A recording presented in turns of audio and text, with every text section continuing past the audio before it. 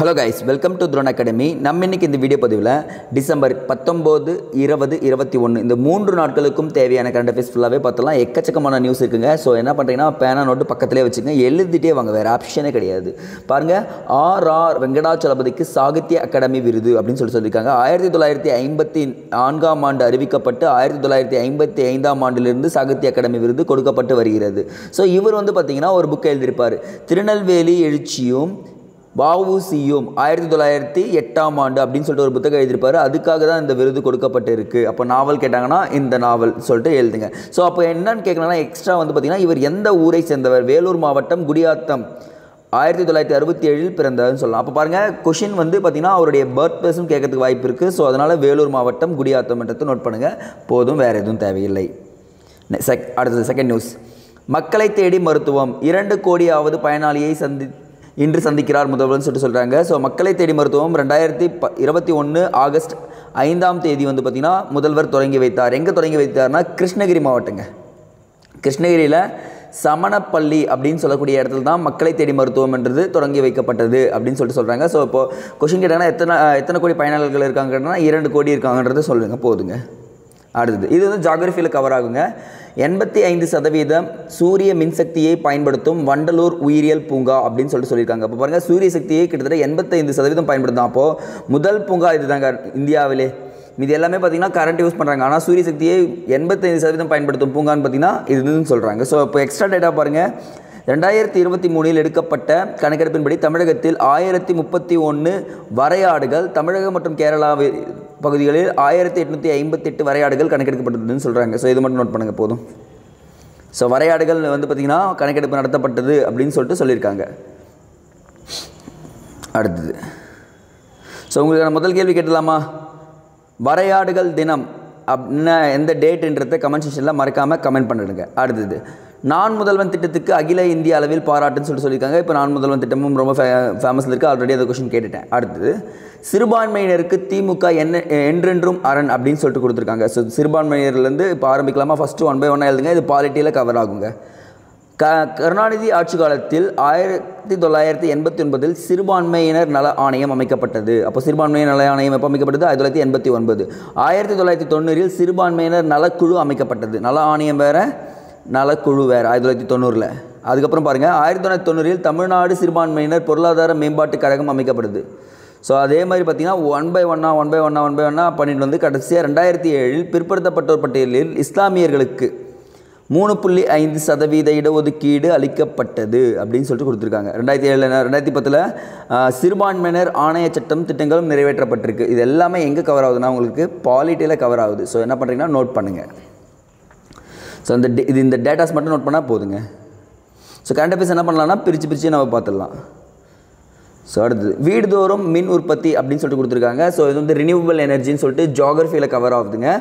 2014 வெறும் 25 ஜிகாவாட்டாக இருந்த காற்றாலை மற்றும் சூரிய மின்சக்தி உற்பத்தி 2024 130 ஜிகாவாட்ஸாக எட்டியிருக்கிறது அப்படின்னு சொல்கிறாங்க. ஒரு நல்ல ஒரு விஷயங்க, இன்க்ரீஸ் ஆகிருக்கு ரினியூவபிள் எனர்ஜின்றது. அடுத்து 2030க்குள் சூரிய மின்சக்தி உற்பத்தி திறன் 280 ஜிகாவாட்டை எட்டும் என எதிர்பார்க்கப்படுகிறது. அப்போ என்ன பண்ணுறாங்க, 2030 ஒரு டார்கெட் வைக்கிறாங்க.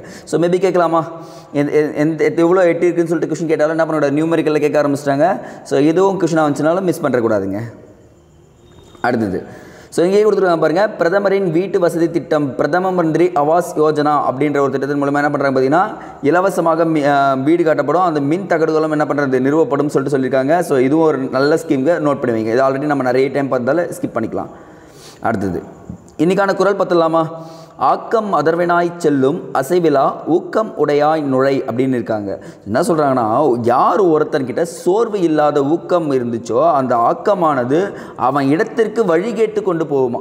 தம்பி நீ சோர்வடையாமல் இருக்க, நானே உனக்கு என்ன பண்ணுறேன், எனர்ஜி கொடுத்து படிக்க வைக்கிறேன் அப்படின்ற ஒரு விஷயத்தை திருவள்ளுவர் அழகாக சொல்லியிருக்காங்க. நம்ம படிப்புக்கு செக் பண்ணிக்கலாம். அடுத்தது கலைஞரின் கனவு இல்ல திட்டம் மேலும் 400 கோடி ஒதுக்கீடு அப்படின்னு சொல்லியிருக்காங்க. ஸோ இது நம்ம டார்கெட் கொடுத்துருக்காங்க பாருங்கள்.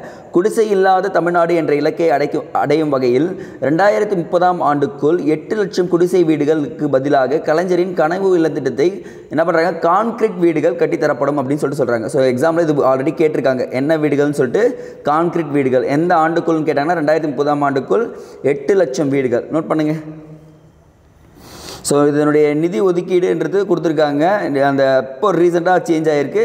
ஸோ இப்போதைக்கு வந்து பார்த்திங்கன்னா நிகழாண்டில் மட்டும் நோட் பண்ணுங்கள், 1451.34 கோடி இது வரைக்கும் என்ன ஆயிருக்குன்னா செலவு பண்ணப்பட்டிருக்கு அப்படின்னு சொல்லிட்டு சொல்லியிருக்காங்கப்பா. ஸோ நியூமெரிக்கலில் கண்டிப்பாக தெரிஞ்சுக்கணுங்க.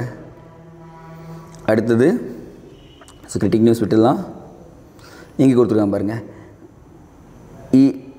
NHRC அப்படின்னு கொடுத்துருக்காங்க. ஸோ இதெல்லாம் தமிழில் கொடுத்துருக்காங்கன்னு பார்த்தீங்கன்னா NHRC இங்கிலீஷில் எழுதுங்களேன், நேஷ்னல் ஹியூமன் ரைட்ஸ் கமிஷன் சொல்லிட்டு வருதா.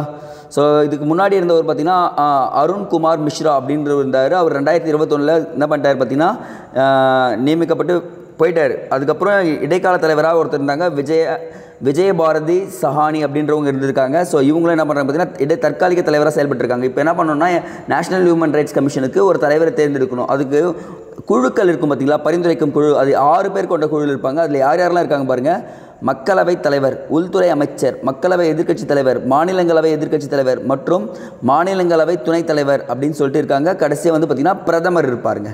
ஸோ அப்போ பார்த்தீங்கன்னா மொத்தம் 6 டிக் இருக்குது பாருங்கள். அந்த 6 பேருமே என்ன பண்ணுறாங்க பார்த்தீங்கன்னா அந்த இடத்துல இருக்குதுன்னு சொல்லிட்டு சொல்கிறாங்க. அப்போ பாருங்கள் நேஷ்னல் ஹியூமன் ரைட்ஸ் கமிஷனில் எத்தனை குழுவில் தலைவரை தேர்ந்தெடுப்பதில் எத்தனை நபர்கள் இருக்காங்கன்னு கேட்டாங்கன்னா 6 நபர்கள் அப்படின்றத நோட் பண்ணுங்கள். இவங்க தாங்க பாலிட்டி ரிலேட்டடாக இது இருக்குங்க ஹியூமன் ரைட்ஸ் கமிஷனில்.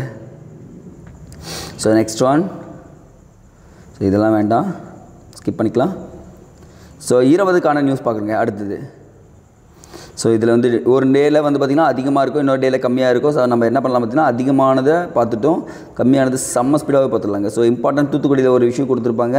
ஸோ அது ஃபஸ்ட்டு பார்த்துலாமா, இங்கே கொடுத்துருக்காங்க பாருங்கள், தூத்துக்குடியில் கடல் சாகச விளையாட்டு மையம் அமைக்கப்படும் அப்படின்னு சொல்லிட்டு சொல்லியிருக்காங்க. ஸோ தமிழ்நாட்டில் எங்கே அமைக்கப்படுதுன்னா தூத்துக்குடியில் அமைக்கப்படுகிறது அப்படின்னு சொல்லிட்டு சொல்லியிருக்காங்க. நோட் பண்ணுங்கள், தூத்துக்குடியில் அமைக்கப்படுகிறது அப்படின்றத நோட். அடுத்தது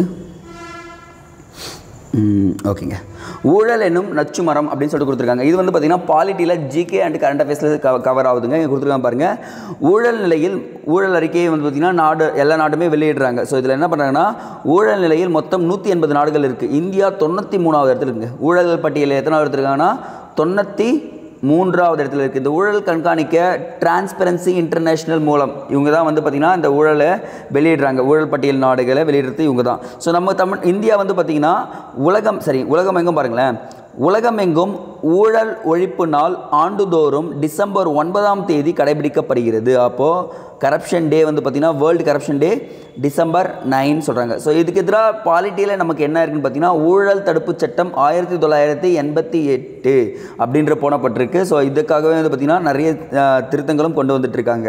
ஸோ அப்போது ஊழலுக்காக நம்ம 93வது இடத்துல இருக்குன்றதை நோட் பண்ணுங்கள். ஸோ எனக்கான குரல் பார்த்துலாமா, கொடுப்பதுவும் தூய்ப்பதுவும் இல்லாருக்கு அடுக்கிய கோடி உண்டாயினும் இல் அப்படின்றாங்க. ஸோ என்ன தான் உங்ககிட்ட கோடி கோடியாக பணம் கொட்டி இருந்தாலும் உங்ககிட்ட கொடுக்க மனசு இல்லைன்னா அந்த பொருள் உங்ககிட்ட இருந்தும் எந்த பயனும் இல்லை அப்படின்றது தான் திருவள்ளுவர் சொல்லியிருக்காரு, நன்றியில் செல்வம் அப்படின்ற ஒரு அதிகாரத்தில். ஸோ பாருங்கள், அடுத்தது மக்களை தேடி மருத்துவம் பயனாளிகளின் எண்ணிக்கை 2 கோடி. இது ஆல்ரெடி நம்ம பார்த்துட்டோம். ஸோ எங்கே ஆரம்பித்தாங்கன்றதை நான் சொல்லிட்டேங்க. ஸோ அதனால் இது என்ன பண்ணிடலாம், ஸ்கிப் பண்ணிக்கலாங்க. இந்த நெக்ஸ்ட் ஒன், ஸோ டெஸ்ட் இதெல்லாம் வேண்டாங்க, ஸ்கிப் பண்ணிக்கலாம்.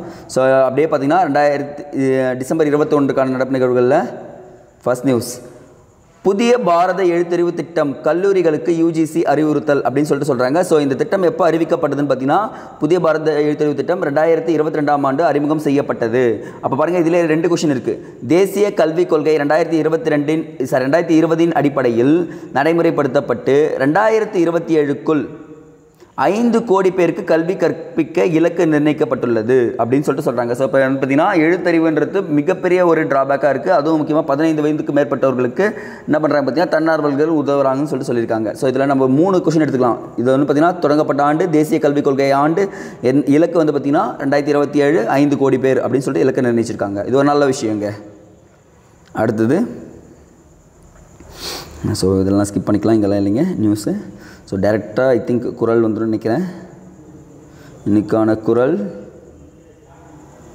ஸோ பாருங்கள், 2025 இந்தியா சீனாவுக்கு இடையான உறவு 75வது ஆண்டை எட்டுகிறதுன்னு சொல்லிட்டு சொல்கிறாங்க. பட் ஆனால் நமக்கு அது தேவையில்லை.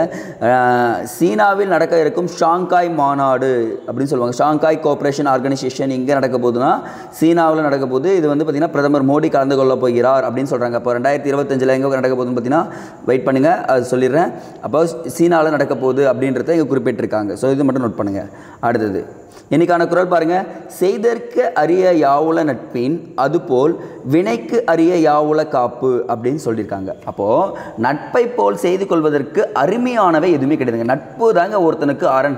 அந்த நட்பு ஒருத்தனுக்கு கிடைச்சிருச்சுன்னா அவன் எந்த தொழில் செஞ்சாலும் அந்த தொழிலுக்கு அரணாக யார் இருப்பாங்கன்னா அந்த நட்பு இருக்கும் அப்படின்றத திருவள்ளுவர் நட்பு என்ற அதிகாரத்தில் சிறப்பாக சொல்லியிருக்காருங்க. ஸோ அடுத்தது உலக அமைதிக்கு தியானம் அப்படின்னு சொல்லிட்டு கொடுத்துருக்காங்க. இந்தியா உலகிற்கு வழங்கிய கொடைகளில் யோகாவும் தியானமும் என்றால் அது மிகையல்ல.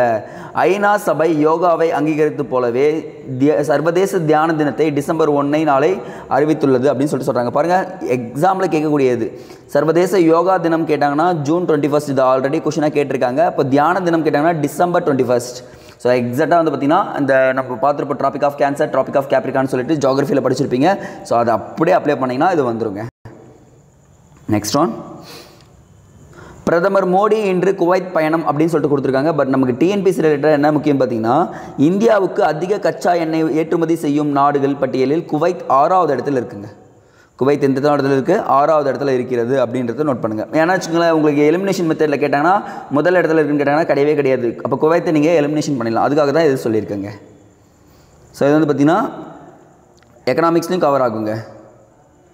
அடுத்தது இன்று 55வது ஜிஎஸ்டி கவுன்சில் கூட்டம் அப்படின்னு சொல்லிட்டு சொல்கிறாங்க. 279A ஓகேங்களா. ஜிஎஸ்டி கவுன்சிலோடைய ஆர்டிக்கல் என்னென்னு பார்த்தீங்கன்னா 279A. இதில் தான் வந்து பார்த்தீங்கன்னா ஜிஎஸ்டி கவுன்சில் நடக்குது. எங்கே நடக்குதுன்னு பார்த்தீங்கன்னா ராஜஸ்தான் மாநிலம் ஜெய்சல்மாரில் 55வது ஜிஎஸ்டி கவுன்சில் கூட்டம் நடைபெற்றதுன்னு சொல்கிறாங்க. ஸோ ஆல்ரெடி நம்ம பார்த்து தான் மனித உரிமைகள் ஆணைய தலைவர் பதவிக்கு பரிசீலனை பெறும்போது TO சந்திரசூட் என்ன பண்ணுறாருன்னா நான் இருக்க மாட்டேன்னு சொல்லிட்டாங்க. ஸோ இந்த 6 பேர் என்ன பண்ணுறீங்கன்னா ஸ்க்ரீன்ஷாட் எடுத்து வச்சுக்கோங்க. இதுதான் உங்களுக்கு எக்ஸாமில் ரிப்பீட்டடாக கேட்கக்கூடிய கேள்விகளாக இருக்கும். அடுத்தது ஸோ இதெல்லாம் வேண்டாம். ஸோ ஓகேங்க, ஐ திங்க் வந்து பார்த்திங்கன்னா இந்த 3 days கரண்ட் அஃபேர்ஸும் நான் உங்களுக்கு முடிச்சிட்டேன். ரெகுலராக வீடியோ ஃபாலோ பண்ணிகிட்டே இருங்க. இந்த வீடியோ கீழே டெலிகிராம் சேனலுடைய டிஸ்கிரிப்ஷன் லிங்க் கொடுக்குறேன். ஜாயின் பண்ணாதவங்க ஜாயின் பண்ணிக்கோங்க. தேங்க்யூ.